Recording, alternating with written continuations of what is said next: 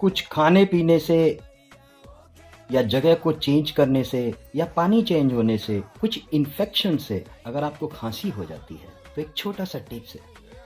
Black pepper को तवे के ऊपर पहले सौटे करें, उसका मॉइस्चर निकालें, उसको ठंडा करें और ठंडा करने के बाद में उसको पाउडर करें। और जितना आप हाफ टी स्पून अगर पेपर का पाउडर लेते हैं तो 1 टीस्पून शुद्ध शहद उसमें मिला करके ही चाट लें।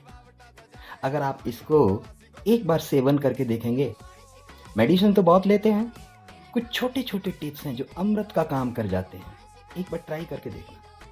देखो आपकी खाँसी कितनी जल्दी खत्म होती है, खत्म, एकदम फिनिश।